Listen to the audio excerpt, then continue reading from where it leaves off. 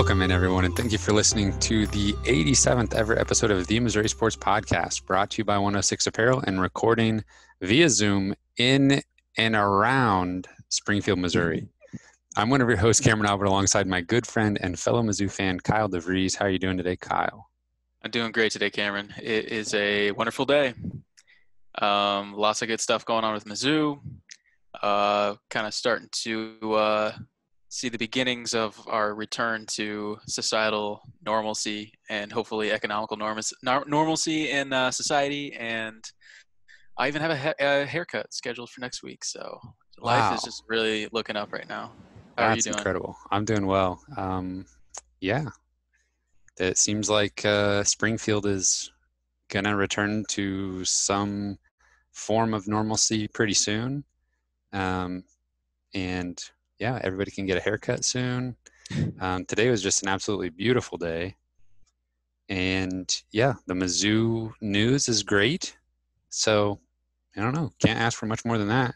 Did you see the NCAA is their, I don't know, Board of Governors or whatever approved a rule change that would allow athletes to profit off their own likeness and whatnot? I did. I saw that. I also saw a lot of former players saying, like, man, I played in the wrong era and stuff like that. And I saw a lot of people thinking that that means NCAA football is going to return. So I don't doubt that's going to happen. But yeah, the video game, I don't know. I think there's too many people involved in that. There's actually one specific thing that I read that said that players aren't allowed to use team images or anything like that in any of the stuff that they're doing to make money. Gotcha. Well, it's certainly a nice start to probably the players getting some recognition and maybe some compensation for the hard work that they put in year round. So it's definitely a good thing. Yeah. More specifically with Mizzou football, we have some very big news. And that is that Mizzou has secured the commitment of Ryan Horskamp. Yes, among others, but for sure, we'll start there. Ryan Horskamp is a tight end from Washington, Missouri, 6'4", 230 pounds. Had definitely kind of picked up some steam in his recruiting process in the last month or so. Had offers from Arizona, Arkansas, Indiana, Texas Tech, and some of those had come just in the last few weeks. So, and what seemed like, I don't know, definitely not concerned that he might blow up really big or something like that, but definitely Missouri grabbed onto him in a critical time probably. So he's definitely a very athletic tight end, a good receiving tight end, and I promise this will be the last time I ever say this, but it's worth noting he is a good basketball player. So he possesses those athletic traits that a lot of teams like in tight ends. Yeah, I saw his Twitter header picture was him after a basketball game. Mm-hmm. Yeah, which is becoming increasingly common with tight ends. Yeah. And go ahead. I think Coach Drinkwitz even went to go watch him play basketball a couple times, maybe during the season. Yeah, I've said a couple times now that I like the idea of just, and this is something that Missouri has been doing for the last few years, of just kind of like stockpiling tight ends. And because it does seem like there's quite a bit of variance in college when it comes to the tight end position. You know, you just get athletic guys who are kind of the right size and just see what sticks. And I don't know, I guess that's not exclusive to the tight end position, but that seems to be the way that Missouri's headed, and I'm all for it. And, you know, there's room for two tight ends to be successful in one given season. So having 4 or 5 of them ready to go is not a bad idea. Yeah, for sure. And yeah, like you mentioned, there's a lot of variance, versatility, how you can use tight ends.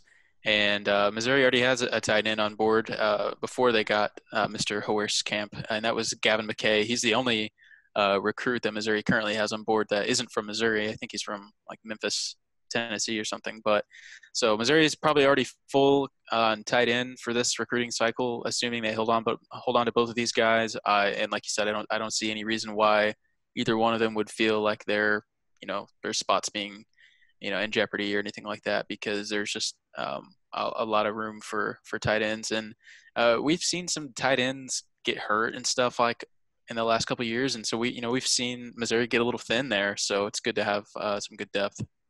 Yeah, absolutely. You mentioned his commitment was, among others, one of the other ones was Taj Butts. We talked about him last week, getting a crystal ball prediction for Missouri, and I don't think, at least I didn't expect that to mean he was going to be committing, in the near future. But there he went, and he's committed to the Tigers. Yeah, it's a recruiting process that went very quickly. I think he just recently got an offer in the last few weeks. Knew that's where he wanted to go, and took his offer when he had the shot. And he's a little higher ranked maybe than I think I let on last week. He's a solid 3-star player. And I think a reason why he may not be even more highly recruited is because he's part of kind of a fairly crowded backfield at DeSmet. They run 3 running backs every game pretty often, and sometimes he's the third running back to see the field in a game. But he had by far the best stats out of the 3 of them. But he didn't have a ton of attempts, but still put up pretty good numbers in his junior season. So on 131 attempts, he had almost 1,300 yards and 18 touchdowns on the ground. So definitely very productive and very efficient. Yeah, I would say so. And then we've buried the lead a little bit here because by far the biggest announcement just came today, and that is that defensive end Travion Ford has committed to the Tigers. So that is one of the bigger commitments we've had in a while. Assuming that commitment sticks and he's signing a letter of intent eventually, that's just a huge pickup for Coach Drinkwitz and the defense. Yeah, for sure. And he's coming from Lutheran North, who's kind of a powerhouse high school program in St. Louis, and they pump out Division I talent like anybody in the country, as well as anyone in the country. And yeah, like you mentioned, it's indescribable almost how big of a pickup this is for Missouri and for Coach Drinkwitz, and what it means for the on-field product. It's huge, and the fact that Missouri's losing so many defensive linemen after the season, and we really need to reload there. And we've got two solid defensive linemen so far coming in, and and just kind of the off the field stuff, just how important he is to this class in general, and being from St. Louis. And we've talked about it a lot on this podcast in the past, just about the struggles that Missouri has had recruiting St. Louis in the last few years. And we saw certain times Barry Odom did okay, and Gary Pinkel had a couple decent good years where he had a nice haul from St. Louis. But there's definitely been some kind of communication breakdown or some kind of miscommunication over the years where we just don't get good players from St. Louis very often. And that seems to be kind of the case in basketball too, but definitely football. And it's just insane what Coach Drinkwitz has done in this class so far. He's been here for like a few months, and he's just already putting together one of the most impressive group of guys from St. Louis we've seen ever. Probably a top 2 or 3 haul from St. Louis ever, maybe, for Missouri football. So it's clearly a movement, and guys are jumping on board.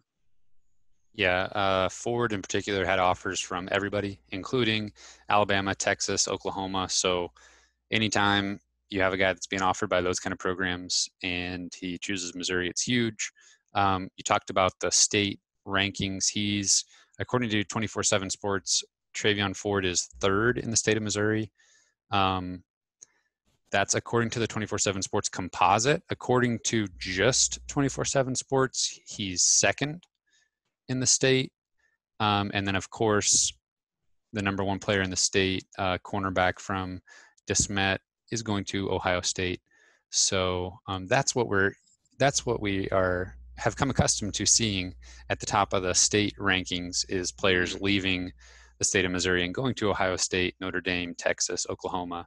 So to see a guy in the top three, maybe top two in the state with that Tiger logo next to his name is huge. And it's to get him on board at this point in time, I think can only help the recruiting class moving forward. Obviously, um, when you have talented guys, there's not a big name defensive end that Missouri's pursuing now at this point. So it's not like there's defensive players that won't choose Missouri because they got this big time recruit. I think it'll just encourage more players to jump on board if they were kind of on the fence beforehand. Yeah, absolutely. And Missouri is still going to be looking for some freshman defensive linemen, to round out this class. But I think they're going to probably have to look at a transfer or some JUCO options as well, because they're just going to need immediate production at the year after this one because of how many people are leaving. So definitely immediate playing time will be available for both Mekhi Wingo and Travion Ford, both of the D linemen who are currently committed. So that's got to be a huge recruiting pitch that you're given to these guys. I mean, Travion Ford, with how talented he is, he absolutely has a shot at coming in and playing a lot his freshman year, potentially maybe even starting, which is uncommon Yeah. for freshmen, even highly touted freshmen. Yeah, especially at that position.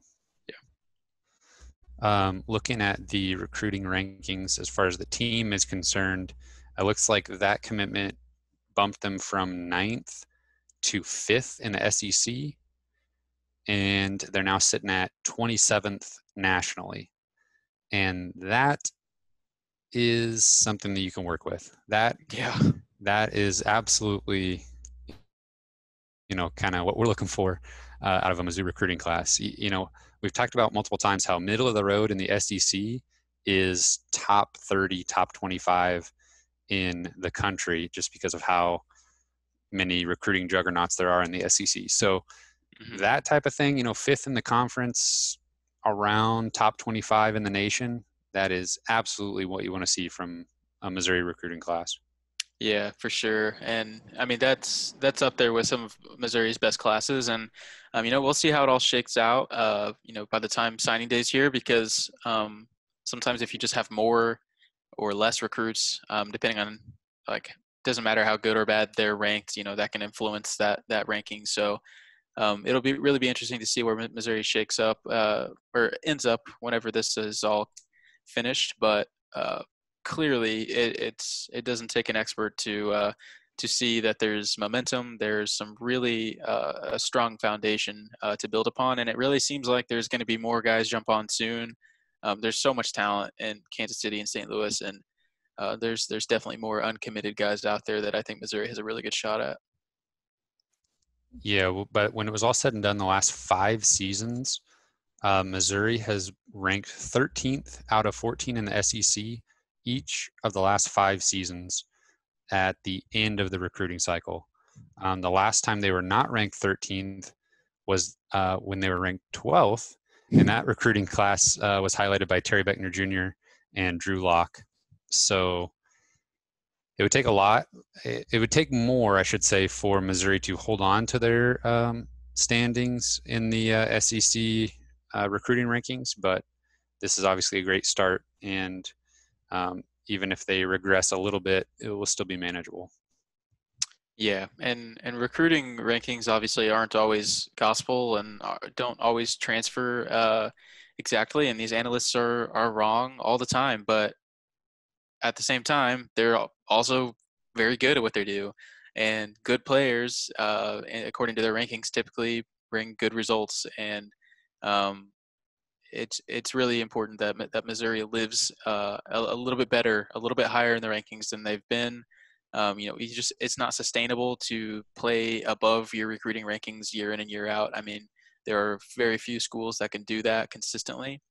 And clearly, I have all the faith in the world in Coach Drinkwitz to consistently kind of bump Missouri up in those rankings. And I'm never gonna expect Missouri to be, top 5 or top 6 in the SEC every year. But if he can get us in that top 30 nationally, every single year, Missouri, I think, is gonna hopefully be able to do some special things on the field. Yeah, I'm just kind of looking right now. The last time Missouri was in the top half of their league in a recruiting class was when they were fourth in the Big 12 in 2010. Recruiting class that included Marcus Lucas, Coney Ely, James Franklin, Jimmy Hunt, Mitch Morse, Bud Sasser, EJ Gaines, Marcus Murphy. And so we know what happened a couple years later. Exactly. So that's the kind of recruiting class that can potentially lead to big things. And we talk about Missouri, having their ceiling and their floor, and can they just every 3 or 4 years approach that ceiling? And this is the kind of recruiting class you need to have to even have a shot at that in a few years. Mm-hmm. Yeah, and the longer that you put together some, consistent results on the field and recruiting, just helps recruiting in the future. It's just kind of a well-oiled machine that just you want it to keep running well, and the longer it shows its consistency, and the better results you're going to get down the road too. So sometimes I tend to think that, and we talked about this a little bit last week. Some of the success that Drew Locke and Terry Beckner had here, help later down the road whenever we're trying to get guys from their hometowns. We can say Drew Locke, Terry Beckner came here, they were hometown heroes, and you can be too. So it definitely just continues. Yep. And this is a good way to get the ball rolling. I think, unless you have anything else college football related, we'll switch gears a little bit to basketball and then finish up with looking at what happened in the NFL draft. So do you have anything else about Mizzou football specifically? I think that wraps it up. All right, so switching gears to basketball. First thing I have here is Trey Jackson decided he will continue his college career at Seton Hall. So good luck to him.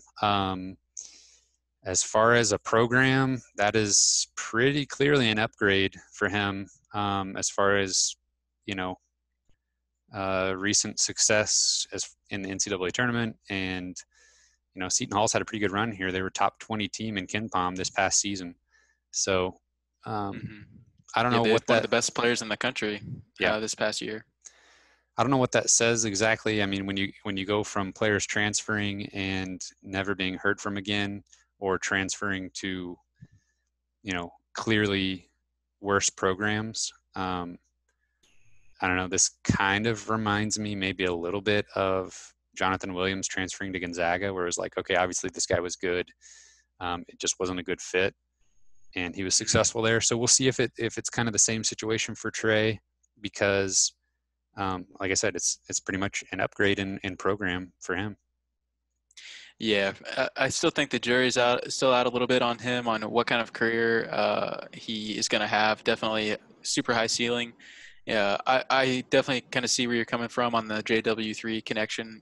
Jonathan Williams had put together a lot more production in his time at Missouri than We had seen a lot more out of him Trey at this Jackson point. did. Right. Yeah. But it's still true that I do think I agree with you that he made an upgrade in program, at least at the moment. And I think it's a program that fits his style of play pretty well. So it's a chance that he'll see the floor more for a better team next year than he maybe would if he would have stayed in Missouri. Yeah, and I don't know. I guess before anybody gets too up in arms about comparing Seton Hall as a program to Mizzou, I'm looking at it from Trey's eyes as a guy who's going to spend 3 or 4 years there. I'm not maybe talking about the two programs in their entirety. So, there's arguments either way in that regard, but from just a player standpoint, trying to get to the NCAA tournament and be successful and that sort of thing, then that's where I think it's a clear upgrade, at least for now. Missouri added transfer guard from Hawaii, Drew Buggs. We've talked about him a few times now, and it was finally good to see a commitment from a guy that we had talked about ahead of time and knew Missouri was after. And even though there have been other names that have come and gone that we would have liked to see, I don't know. It's kind of jarring going from the recruiting success conversation that we just had in football to now talking about basketball and the lack of success, I will say. But I would consider this a win. We got a guy that we were after in Drew Buggs. Yeah, I think so. And I've read online a little bit about him and his career at Hawaii, and it seems like he was very highly regarded there and very respected as a player. And um, it just seems like a guy who was going to do anything he could to try and get the team a win, and whether that was scoring or whether that was being passed first. He just seemed like a guy who's like he understood his role and he played hard. And that's a kind of player that Conzo Martin is really wants in his system. I would imagine most coaches would want players like that and on their team. Um, I really do think that it's a nice pickup. Seems like a guy who's gonna just want to come in and if he's starting, that's fine. If he's not, he seems like he's just happy to help out in any way he can. Um, of course, the only real hesitation I have about getting too excited about this commitment is just what it means for Xavier Pinson and his future with the team. But if we're looking at just the addition of Drew Buggs, then yeah, it's certainly something to be happy about. Yeah, I've kind of gone back and forth in my mind about exactly what you mentioned with how it relates to the guards that are already on the roster or project to be on the roster. And, looking at Drew Buggs' KenPom profile right now, he played almost 90% of minutes in conference play last year for Hawaii, was number one in assist rate, and had a turnover rate under 20. So assist rate of 28.5, turnover rate under 20, that's really good. Steals were pretty good. He was able to steal the ball well, and also was low on the number of fouls called against him per 40 minutes. So I can find a place for all of that stuff on just about any basketball team. It is a little bit discouraging that he only shot 40% from two and 25% from three in conference play. And he's not a great free throw shooter either. Doesn't get to the free throw line very often. But I don't know if maybe the staff, I guess I can kind of sugarcoat it a little bit by thinking the staff knows at the time that they're able to accept a commitment from Drew Buggs, they know they're not really upgrading any of the wing positions, to add a scorer. So they know they're going to have to rely on Penson and Drew Smith to take on some of the scoring role that kind of like they did down the stretch at the end of the season. So maybe transitioning them off the ball a little bit more when they're on the floor with Drew Buggs and just allowing him to be kind of the pure facilitator. Maybe that's the direction they'll go with it. And it seems like they'll almost have to by default at this point, but maybe that was their mindset, knowing that they didn't really have a guy that they could plug and play at the 2 or 3 that would give them that scoring punch they were looking for. Mm-hmm.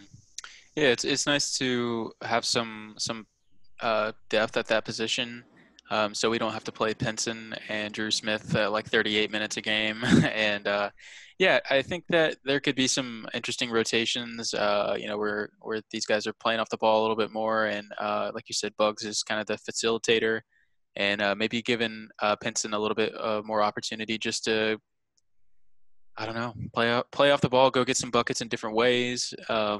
I think it'll be interesting to kind of watch Drew Smith and Drew Buggs play together because they're kind of similar in some ways, and they'll definitely hound you on defense, and they're great facilitators. So they definitely bring similar things to the table. So I think whenever both those guys are in the game, uh, definitely are going to be playing probably pretty hard-nosed defense. I think that'll be pretty fun to watch. Yeah, I'm sure Konzo loves the idea of having both of them out there at the same time, just for what it will do to the opponent's backcourt. Mm-hmm. And yeah, I mean, and the overall appearance of our team's hair will go up as well. Yeah, that's true. Our hair rating. Yeah, he's got a pretty nice head of hair, just like Drew Smith. We were talking the other day about a video that was posted on Twitter from like a basketball skills trainer. And he was talking about Xavier Pinson. It was just a video of Pinson shooting threes. And you couldn't really tell for sure, but it looked like it was Drew Smith just based on the hair that you see like kind of swing in from the side. It looked like it was Drew Smith passing him the ball, and it looked like Mitchell Smith under the basket, and it looked like Torrance Watson was there, and maybe Axel Okongo, but I don't know about that. He was kind of way in the back, hard to figure out who that was. But I don't know. I sent you that link to that video, and it just seemed kind of interesting. You know, these guys obviously probably aren't allowed to practice together in an official capacity, you know, with the team or in the team facilities. So they looked like they were just in this random gym, you know, with like the door propped open to get a breeze going, and just getting up some shots. And I would assume that X is working with some people, you know, to kind of help him with what he's going through with the NBA draft process. But I don't know, for all those guys to be there working with somebody and just getting reps in, it's got me excited for Mizzou basketball already, and that shouldn't happen yet because we have a long way to go before it's here. Yeah. Oh man, by the time the season rolls around, are we gonna end up somehow buying into this team again? No, no, Like no, no, no, no, because no, no, no. because Konzo again is clearly just betting on his current roster, which is exactly what he did last year. And because I mean, we tried to add some scoring, but for the most part, with some of the additions that we do have, clearly are not like game changers. Yeah. Um, I don't want to get into like a huge discussion about this, I guess, but I mean, I don't know. I think there's certainly pieces to like, but you seem to be not getting too overly excited. I mean, I'm excited, but I'm not going to let the excitement I get excited just to watch Mizzou basketball, just to see players in black and gold playing something that even just resembles basketball. So, yes, but I don't think that will make me, overly optimistic. I All right, think, we'll see. mark this down, episode 87, 30 minutes in or so. Yeah, there's no way I'm gonna predict them to win more than 17 games. Did you see Bartorvik came out with their prediction? Yeah, it's like Assuming 44th or something. yeah, it's like 19 and 12, but that's assuming everybody returns and Yeah, everybody steps up a little bit because I and think he is healthy. factors in the health and experience. Yeah, Experience being a good thing, but if you got the same mediocre players returning, I don't know. That's always a good thing. yeah, 19 wins. That seems too high for me at this point, but we'll see. Yeah, like you said, a long time before we actually have to make those predictions. So Kyle, let's last week we talked about the NFL draft and the Mizzou players involved that might be drafted, probably not going to be drafted, two that definitely are going to be drafted, and it pretty much went as expected. However, of course, I went with my heart and had Jordan Elliott going in the second round, and he was there at the top of ESPN's best available with like 3 picks left in the second round. I really thought it was going to happen, but it didn't happen. He fell all the way to the middle of the third. But I think you said you predicted third round for Jordan Elliott, so you were spot on. I just wanted to see him go a little bit higher than that. But we'll kick off our NFL draft recap talking about Jordan Elliott going in the third round to the Cleveland Browns. Yeah, I think it's a nice destination for him. Definitely some opportunity there. He's going to be playing with Sheldon Richardson and Myles Garrett, so a former Mizzou player and a probably one of the best defensive ends in the NFL. So that's definitely good for an interior lineman is when the edge guys are putting pressure on their guy and getting to the quarterback. That just helps the whole D line, the whole defense. So they've definitely got some pieces there in Cleveland, and hopefully Jordan Elliott will move into a starting role in the first couple of years. That would be ideal. Yeah, absolutely. Um, yeah, I was kind of looking at like what teams needed a defensive tackle, and I mean, pretty much anybody could take a defensive tackle, and it would help their team, even if it's just for depth. Hmm. Um, but yeah, I don't know. For some reason, I kind of always cringe a little bit when Mizzou players go to certain destinations, and um, I guess Cleveland is one of those where you're just really? He's got to go there. I mean, I would rather. I guess I don't know. You want to see players have some success, and Cleveland seems like they might be on the cusp of something. But as producer Cameron knows, we made a bet last year on Cleveland's win total, and he just had way too much faith in the Browns, and so Bought into the hype. yeah, I don't I see how did. anybody could be too high on Cleveland from here on out. But I mean, not that regardless, high, but yeah, Jordan Elliott, Cleveland Brown, alongside a former Tiger, that's pretty cool. Yeah, Cleveland's one of the worst sports franchises ever, so that's understandable why you would say that. But maybe they're just on the cusp of something new, something different. And I can't imagine it would be too wonderful of a place to live in comparison to some other places you could go. But sometimes you don't really have a choice, and they're paying you probably millions of dollars to live there. So you just do it. And we just lost all of our fans in Cleveland. Moving on to the fourth round, I think I got this one right. I had Alberto going in the fourth.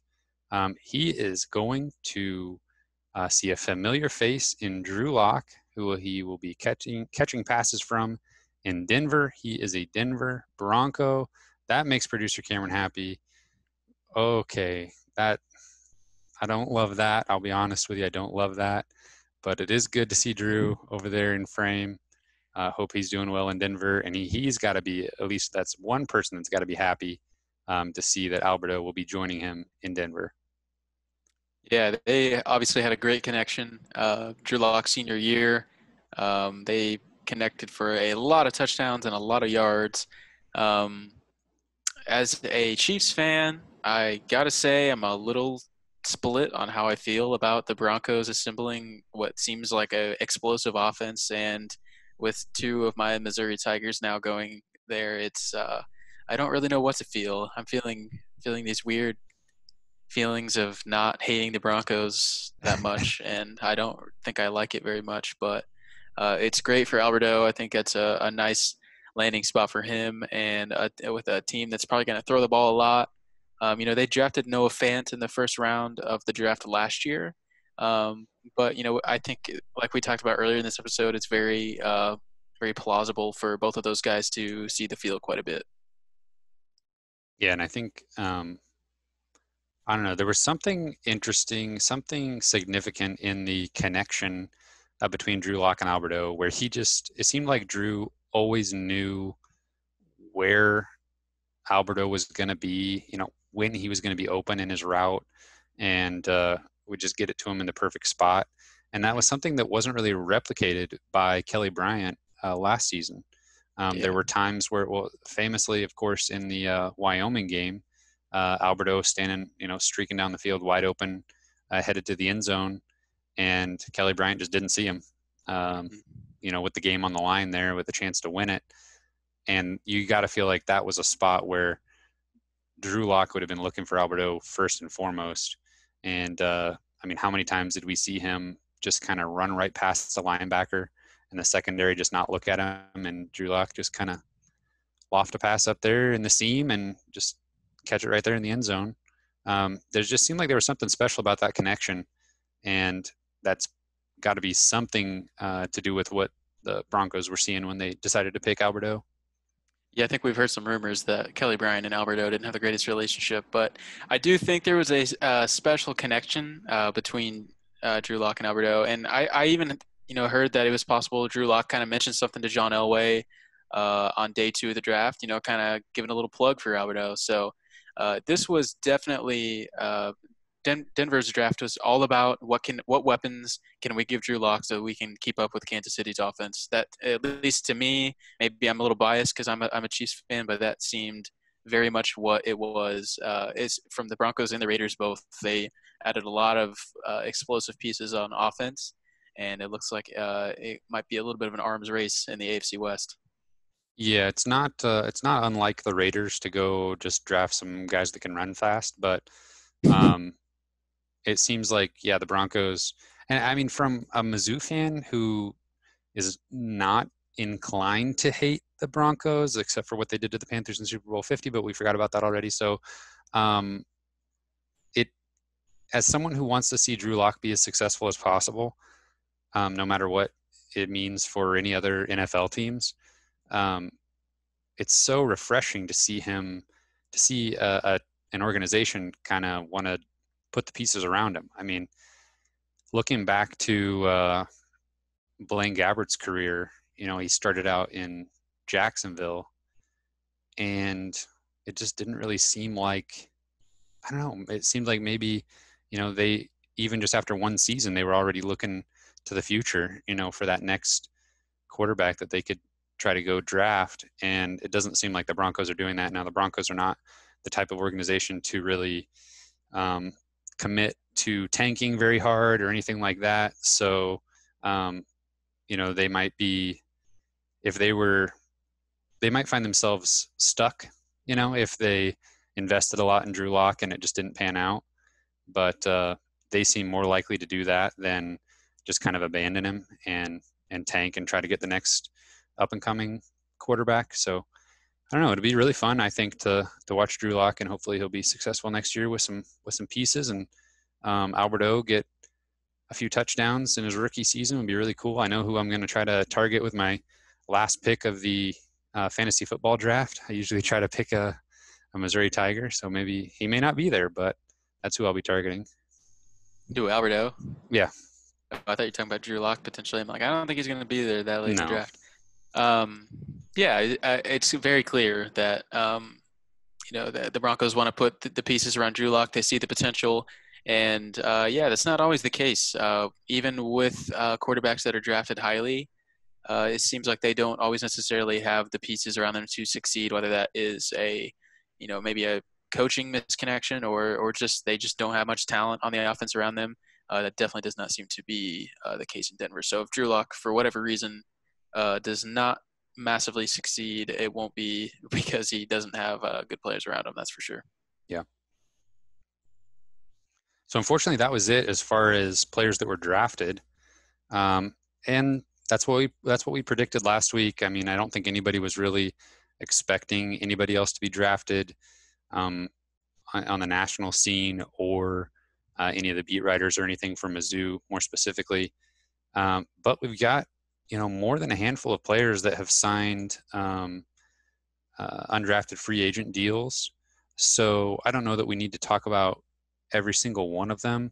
We did talk about all these players last week, just about all of them. But I'll run through the list here real quick, and then you just, if I've got a couple that I want to talk about in particular. If there's any that you want to speak on, we'll just go through here. So 2 Tigers ended up with the Tennessee Titans. We have Cale Garrett and Tucker Mccann.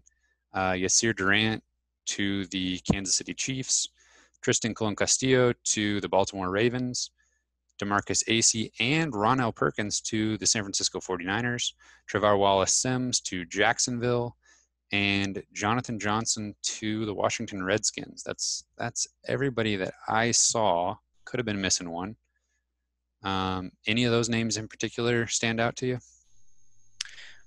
We did forget to talk about Rondell Perkins last week. That actually kind of caught me off guard a little bit whenever he signed with the 49ers. So good for him.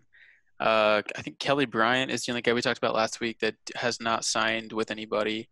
I think Yasir Durant was definitely, I think I heard that he was one of the higher ranked offensive linemen that were still available whenever they were signing free agents.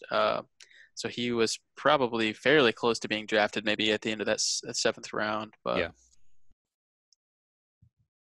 Definitely some interesting fits. I think Cale Garrett going to Tennessee. Tennessee. Yeah, I think that could be an interesting fit for him for sure.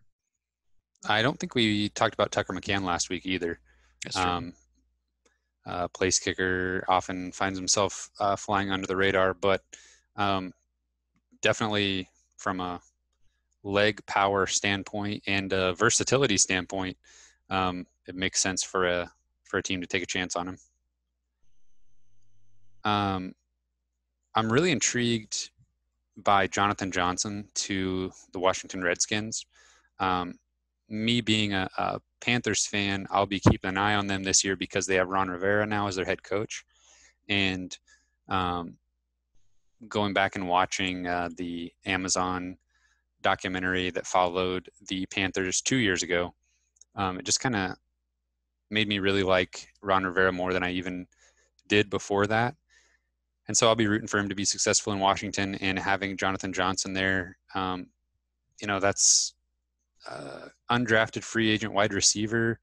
You just don't hear too many success stories, but when you do, they're kind of a big deal. And I think from just a physical trait standpoint, he's got what he needs to, um, make a roster, but maybe just some of the mental focus and, um, you know, cutting down on mistakes is where he really needs to improve his game.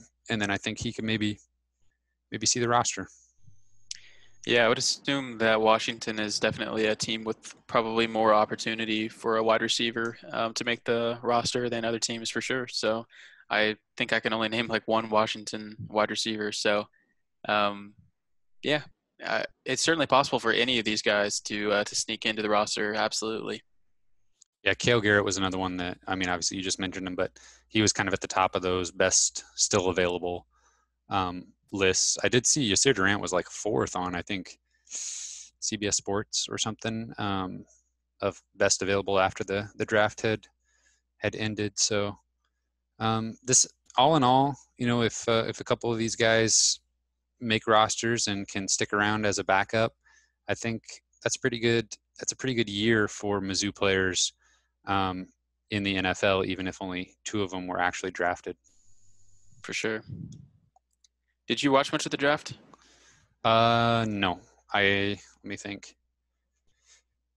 I watched maybe 10 minutes of the first round, and then I just kind of followed along on my phone and It was kind of an interesting setup. It ended up going better, I think, than a lot of people thought. A lot better than I thought, and I almost feel like some of the you know team spokespeople that are making decisions actually might have liked it even better than having to like fly somewhere and be in a suit and yeah, tie all weekend. They were just kind of chilling from home. So I think the draft I've heard it described as very human. We saw a lot of the players and coaches just in their homes with their dogs and with their yeah. family, and it was cool. It was definitely cool. I watched quite a bit of it. Probably the most relatable thing I saw was Kliff Kingsbury and his setup. That he was his little battle station for the draft. Yeah, that looks a And lot like our houses here yeah, in Springfield. yeah, he had a fake plant just like mine that I Mhm. noticed. So it was right next to the outdoor kitchen. Um, Yeah. it looked like he had about a 90-inch flat screen on his wall above his like magic fireplace. Like absolutely gorgeous landscape outside, like all Yeah, glass wall. Yeah, I was actually surprised. Like I felt like some of the coaches and the GMs and stuff were just kind of like in a random like bedroom or office like you would see in like any normal house. But then there was Kliff Kingsbury who's just stunting on everybody. yeah. Comparing him to the Cincinnati Bengals head coach when they were making the first overall pick, it Yeah. was just like, oh, okay, wow, a little bit different here. Hmm. Well, I think that's all I have to talk about, I think. A lot of fun stuff. Um, Recruiting season is definitely in full swing, and I would definitely expect to see a few more guys jump on board the next week or two, and maybe we'll have some more additions to talk about next week. Sounds good to me. I'll take all the recruits that we can get. We'll take them all. Yep. All right. You can find this podcast on Spotify, Google Podcast, Apple Podcast. We are on Twitter at Missouri Sports Pod. We're on Instagram. We're on YouTube. You can email us at MissouriSportsPod@gmail.com. Don't forget to subscribe. If you're just listening for the first time, we appreciate you joining us. Leave us a review if you can. Leave a comment. We'll reply to the first 100 comments on this YouTube video. So leave a comment and you'll see us there. Thank you everyone for listening. We will see you next week.